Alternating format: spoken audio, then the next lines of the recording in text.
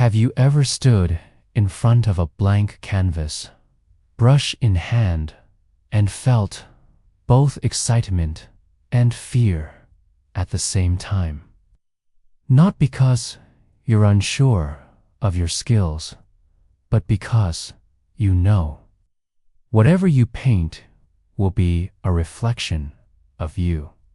Now, imagine this: your entire life is that canvas.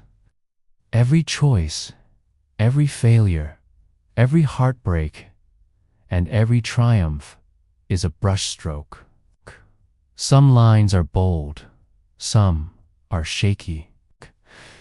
Some colors are vibrant, while others are muted and almost invisible.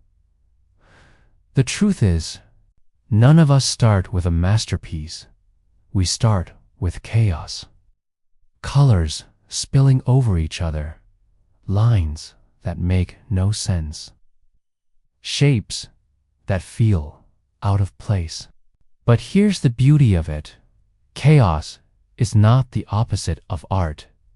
Chaos is the beginning of it.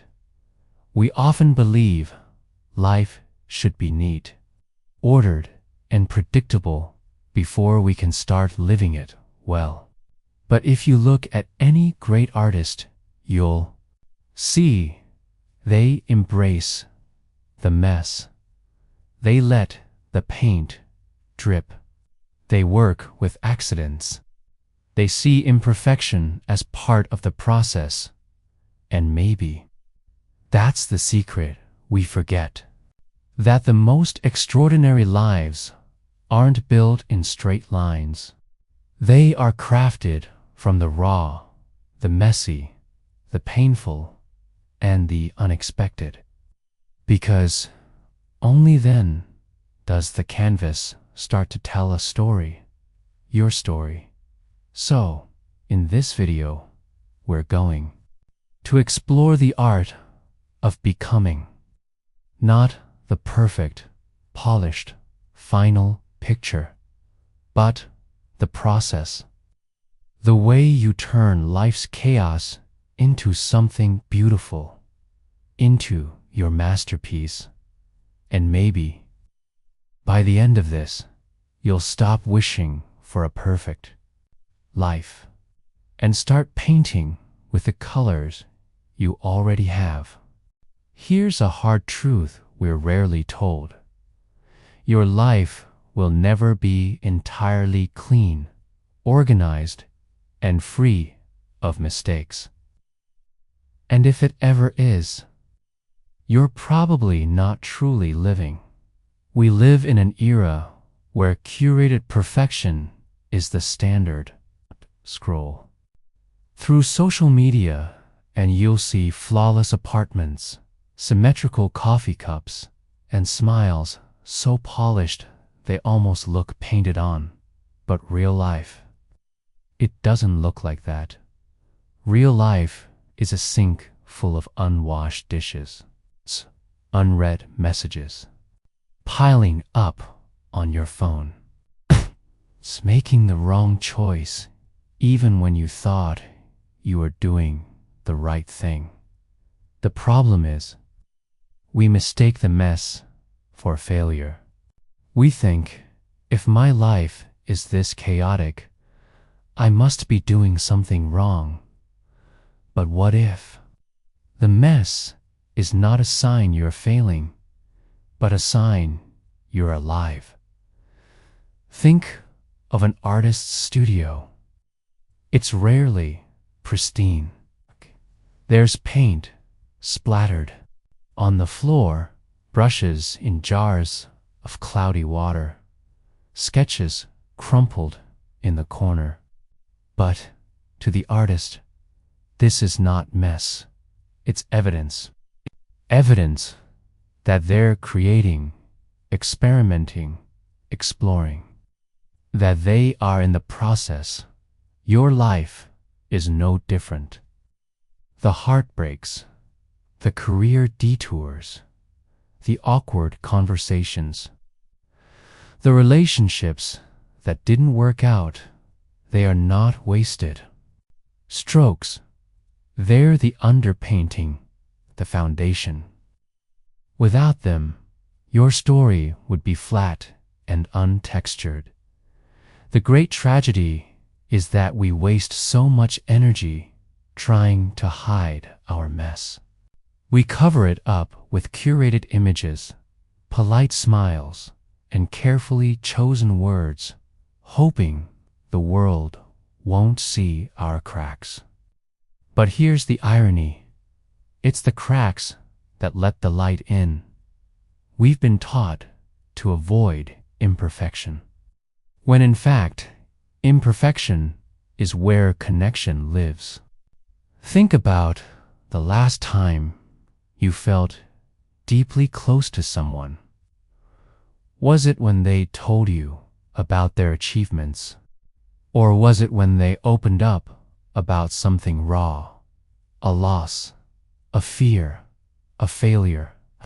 When you allow the mess to exist without rushing to fix it, something extraordinary happens. You start to see it as material. The arguments that taught you patience. The mistakes that revealed your blind spots. The moments of weakness that forced you to grow stronger. But accepting the mess is not just an emotional shift. It's a practical skill.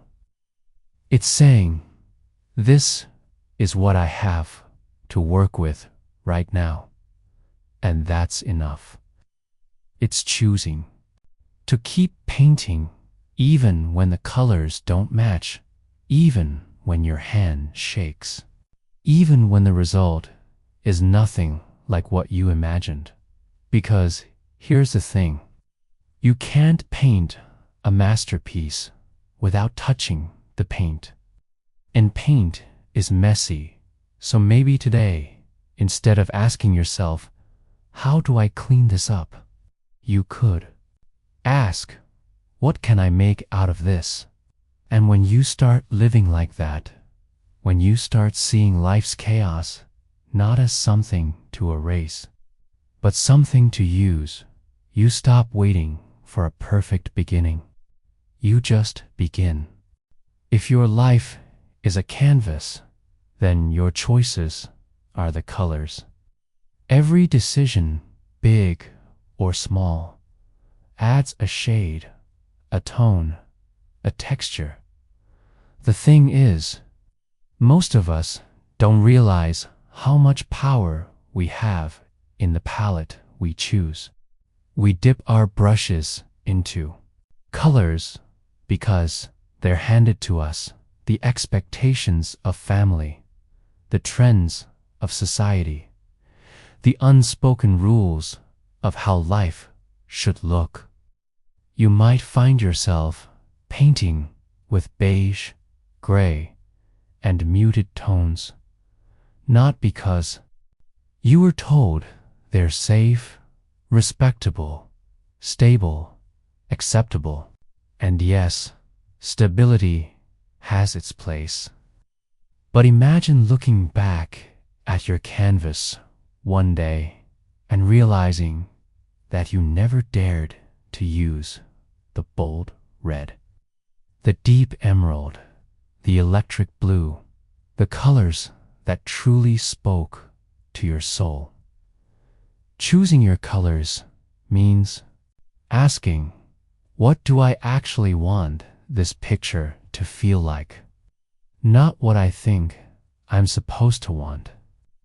Not what will get the most approval, but what will make me look at my own life and say, yes, this is mine.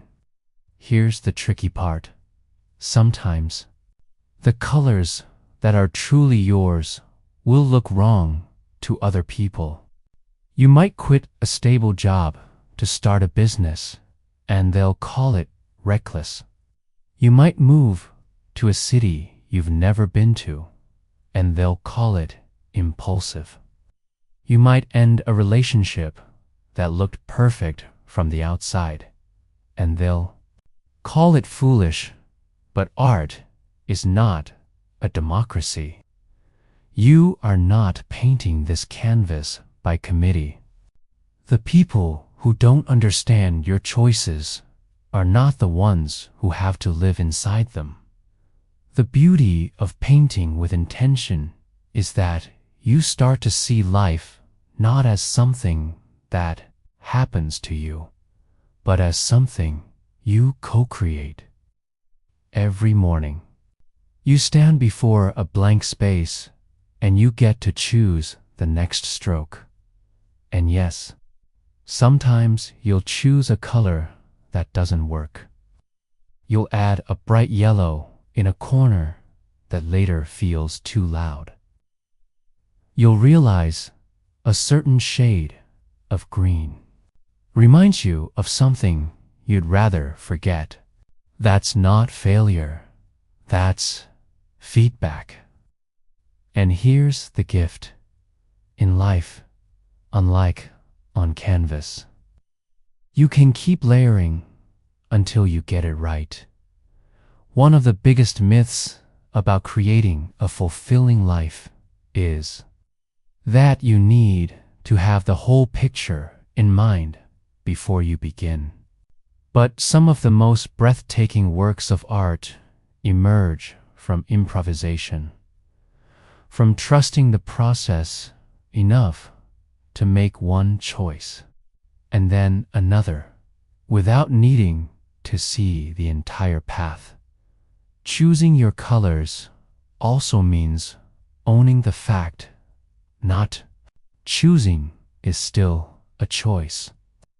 Leaving the palette untouched, letting others pick for you, that too shapes the final image. And usually it leads to a life that feels less like yours and more like a copy of someone else's dot. So if there's a color you've been afraid to use, a dream you've been hiding, a truth you've been swallowing, maybe this is the moment to dip the brush. Because the longer you wait, the more likely it is that you'll look back and see a canvas that feels muted, even when you had the chance to make it luminous. At the end of the day, the colors you choose are the story you'll tell without words. And when the people you love, or even strangers, stand before the masterpiece of your life, you want them to feel something real. Every painting has patterns. Some are deliberate, carefully crafted strokes that give the piece a sense of rhythm and harmony. Others appear almost by accident, habits of the hand that the artist doesn't even notice until someone else points them out. Your life works the same way. You have patterns, ways of thinking, behaving, and reacting that run like invisible threads through everything you do. Some are beautiful, adding depth and texture to your days. Others keep repeating the same shapes you've outgrown.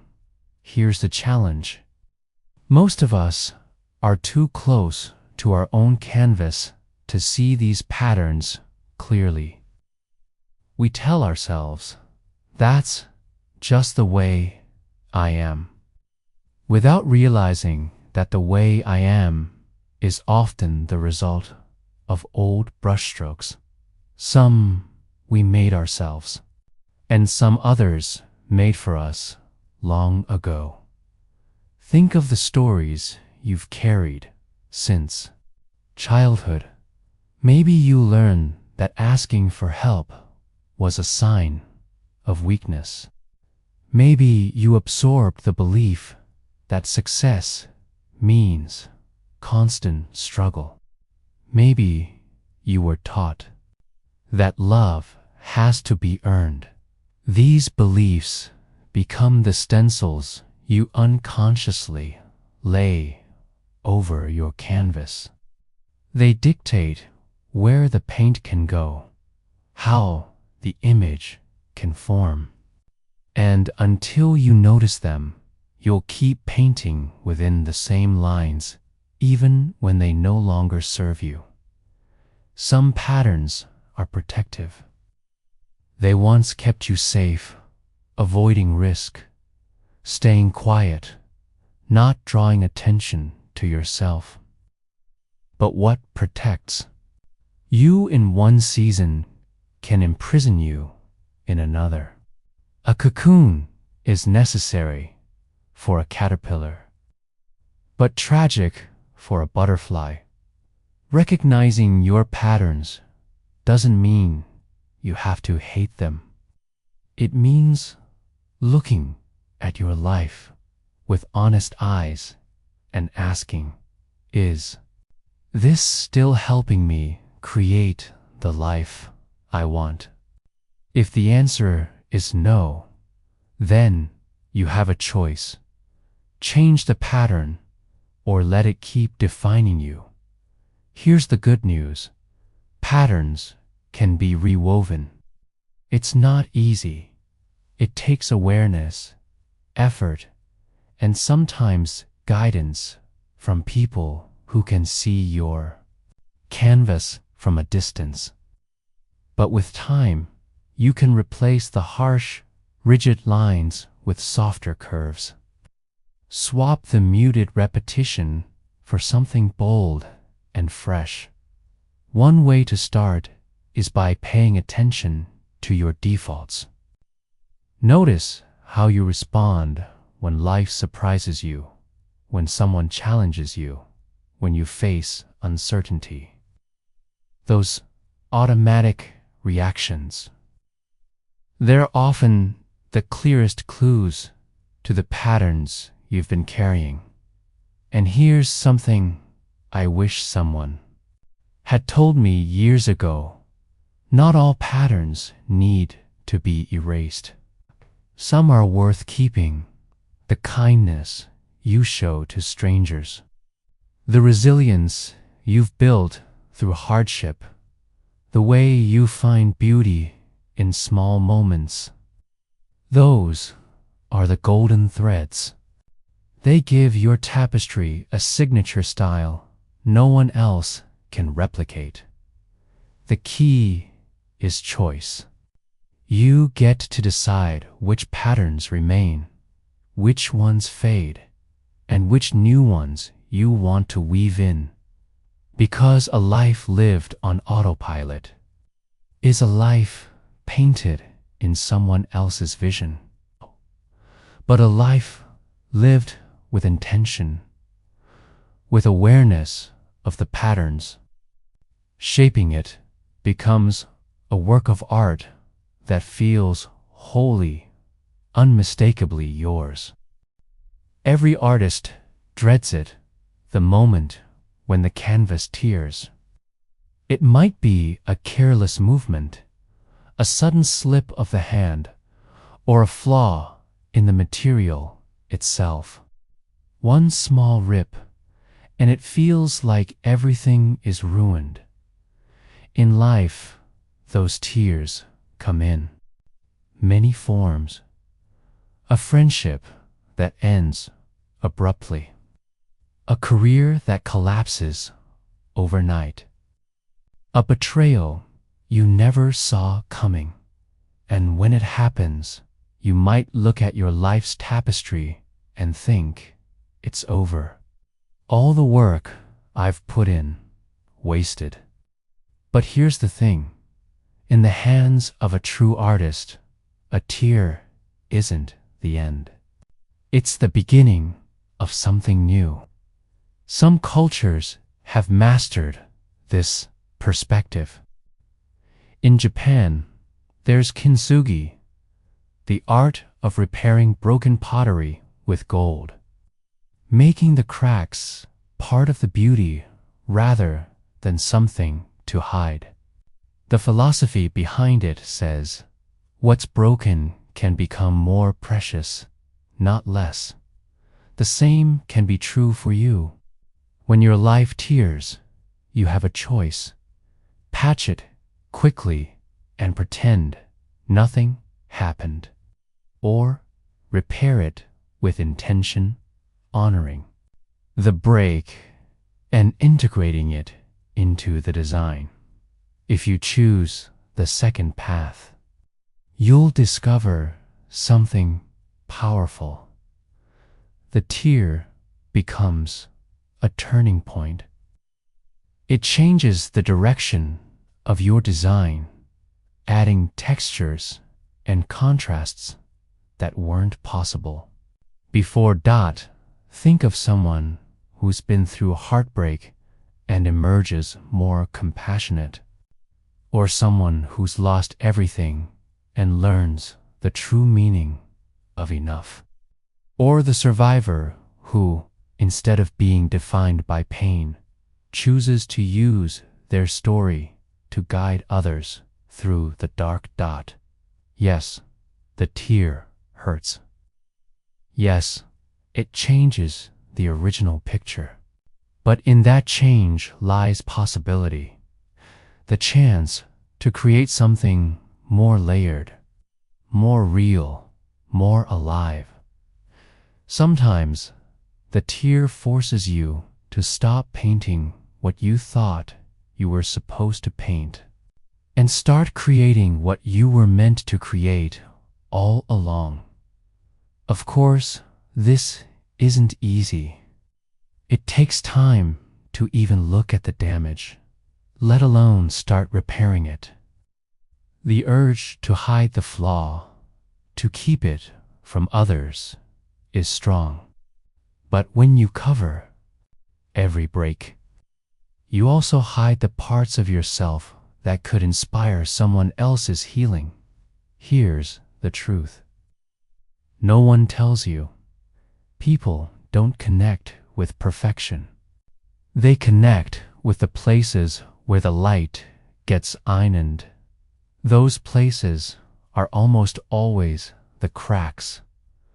So, if your life has torn, even in ways you never asked for, consider this. Maybe the gold you'll use to mend it will become the most striking part of your tapestry. Not because you wanted it to happen, but because you chose to make something beautiful out of it. And one day, when someone else faces their own tear, they'll look at yours and realize they're not alone. Every thread, every color, every knot in your tapestry comes down to one thing: choice. Not the kind of choice that controls everything, because you can't always choose what happens to you, but the choice of what you do with it. You may not pick the colors life hands you. Some will be vibrant and full of joy. Others will be dark, heavy, almost impossible to work with. But here's the quiet truth. Even the darkest threads have a role to play. A skilled weaver doesn't throw them away, they integrate them, letting shadows give depth to the light. Without contrast, there's no dimension. Without tension, there's no beauty. The question is, will you keep weaving even when the pattern isn't what you imagined? Or will you leave the loom unfinished, waiting for the perfect moment that may never come? Life doesn't wait. The threads keep moving, whether you hold them or not. And sometimes, the most important thing you can do is simply stay at the loom, even on the days when you feel like cutting it all apart. Because if you keep going, one day you'll step back and realize the messy parts, the detours, the unexpected colors, they weren't mistakes. They were essential strokes in the bigger picture. And maybe, just maybe, someone else will see your tapestry and find courage to keep weaving their own dot. So, as we close this chapter, remember, you are the artist. You are the weaver. And this life, imperfect, beautiful, unpredictable, is yours to shape. Thank you for joining me in this reflection. If this message resonated with you, share it with someone who might need to hear it today. And if you'd like to keep exploring life's deeper patterns together, subscribe and stay with me for the next story.